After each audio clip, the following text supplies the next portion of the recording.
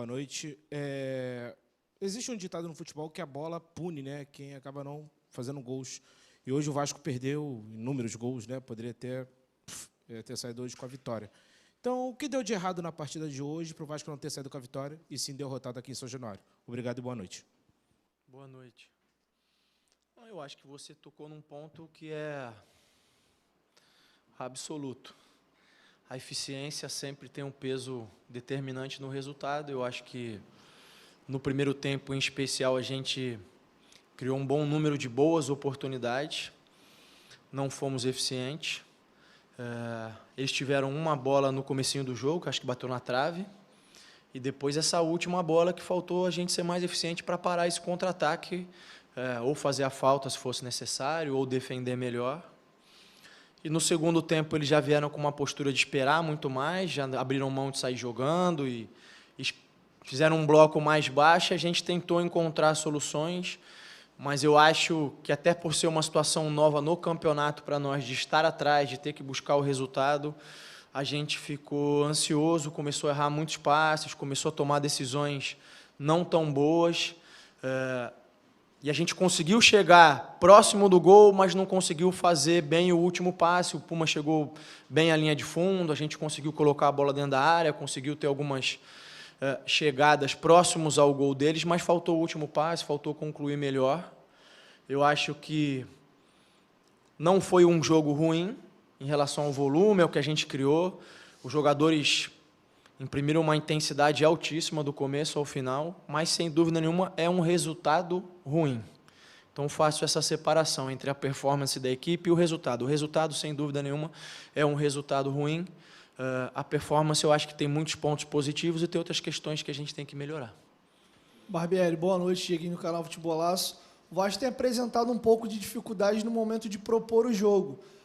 O Vasco fez grandes jogos na temporada contra Flamengo, Fluminense, Atlético, Palmeiras, equipes que tinham mais tinha um jogo que criavam mais e o Vasco jogava um pouco mais na forma reativa.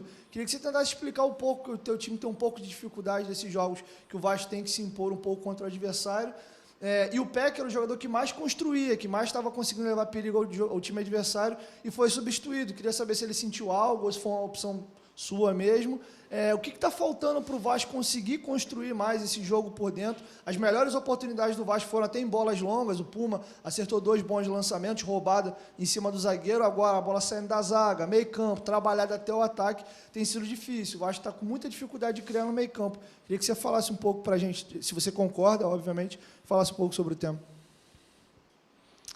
Olha, eu vou começar do final do pé, que ele pediu para sair, disse que estava começando a sentir câimbras já, então ele pediu para sair, concordo, acho que ele estava criando bastante. Sobre a análise da questão da criação, eu concordo em partes, eu acho que a gente tem sim que melhorar nesse quesito, mas aí eu vou lembrar vocês, o segundo gol nosso contra o Palmeiras, a bola começa na mão do Léo Jardim, e a gente faz a jogada até o final, terminar dentro da área, e o Peck faz o gol no rebote. Então, foi uma jogada que a gente criou desde o começo, desde trás. Eu acho, volto a dizer, acho que é um ponto que a gente tende a evoluir, e é um ponto mais sensível, mais delicado, demora mais tempo, depende de outras questões do que só organização, depende de criatividade, depende de outras coisas. Mas volto a dizer, eu acho que mesmo assim, hoje a gente criou um bom número de oportunidades, pelo menos para que o placar fosse outro, né?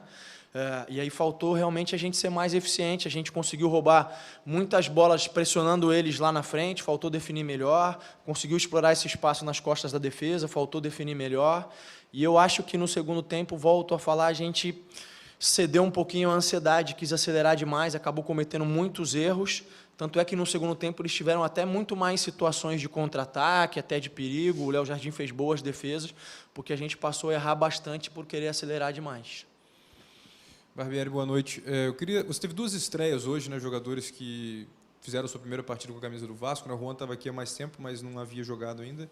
E o Carabarral chegou agora para formar essa equipe, fazer parte do elenco. Queria que você falasse um pouquinho sobre a entrada desses 2 jogadores e analisasse um pouco essa estreia deles, se foi dentro do que você esperava, e também quais eram as suas principais intenções ao colocar esses 2 atletas ali no segundo tempo. Foram 5 alterações, né, 3 e depois logo mais 2, mas especialmente desses 2, por favor.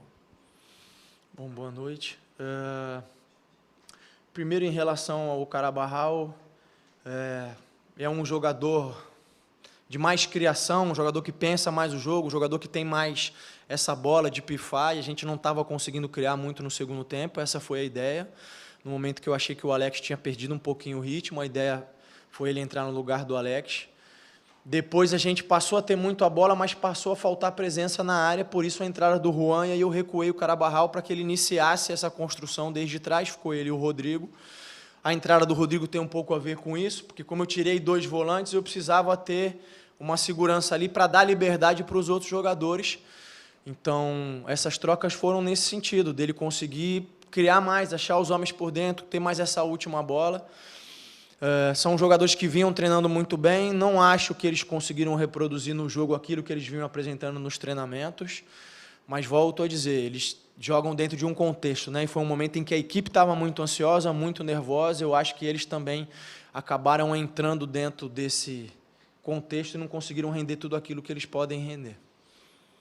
Bem, boa noite, Tébaro do Grupo Globo aqui. Hoje você teve uma novidade na escalação, né, nos 11 iniciais ali, o Marlon Gomes começou no lugar do Rodrigo.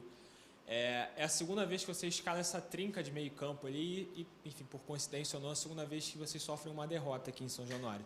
A primeira, né, só para lembrar, foi contra o ABC na Copa do Brasil. Quero saber o que você esperava ao fazer essa mudança, tirar o Rodrigo e colocar o Marlon Gomes, o que você achou da postura da tua equipe enquanto estava com essa escalação. Só isso, obrigado. Tá bom, boa noite, Tébaro. Eu queria só fazer um contraponto, se você me permite. O jogo do ABC, para mim, a gente não perdeu, a gente empatou e foi para as penalidades, então não foi uma derrota dentro dos 90, né? A ideia era justamente a gente conseguir, por estar jogando em casa, ser uma equipe mais propositiva, criar mais. Toda vez que você opta por um jogador de mais criação, você faz uma escolha, não tem as duas. Ainda não tenho esse jogador perfeito que marca pra caramba, que morre de tudo e cria também. Então foi uma escolha. Eu alternei bastante durante a semana os dois, o Rodrigo e o Andrei. Chegou até um momento que o Rodrigo teve um entorse, a gente até acreditou que talvez ele não pudesse ter condição de vir para o jogo. E durante os treinamentos o resultado foi bom, o Andrei se entende muito bem com o Marlon, e eu acho que até o gol a gente estava muito bem. Eu acho que eu gostaria de ter um cuidado com essa narrativa de que, coincidentemente, eu entendo, o ponto é verdade, é um fato, mas quando o Rodrigo não está, né, fica essa questão da derrota. Não acho, acho que a gente criou bastante, eu acho que a gente criou situações para fazer o gol, se a gente tivesse feito, talvez a leitura fosse outra. Mas depois o Andrei que acabou tomando um amarelo, e como eu disse, como eu tirei 2 volantes de uma vez, aí sim o Rodrigo era um cara que fazia essa contenção para optar por outros jogadores de criação. Mas a ideia era ganhar mais aproximação no meio, ganhar um pouco mais de chegada à frente. Eu acho que funcionou bem a maior parte do primeiro tempo. No segundo tempo não funcionou, por isso eu optei por trocar. Barbieri, João Silva do Lance. Fica muito claro que o Vasco já tem um goleiro definido, uma linha defensiva e um ataque, né? E, né, fazendo mais uma pergunta em relação ao meio-campo.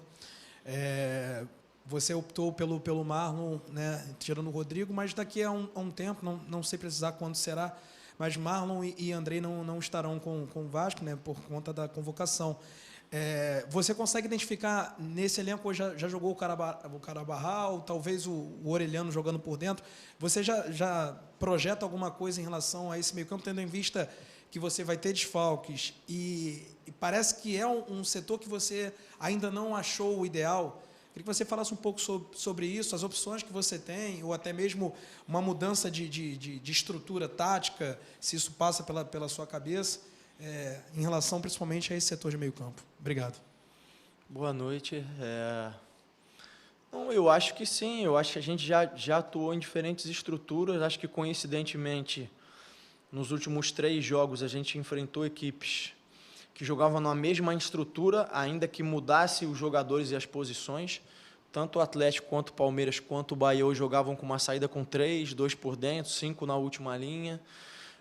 E a gente sempre fez ajustes em função disso.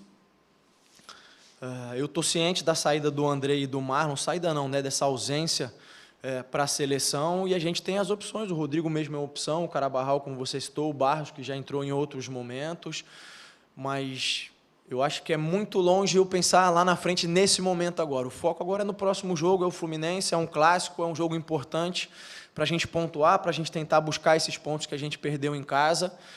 Então a ideia agora é estudar melhor o Fluminense e fazer as escolhas pensando nesse jogo.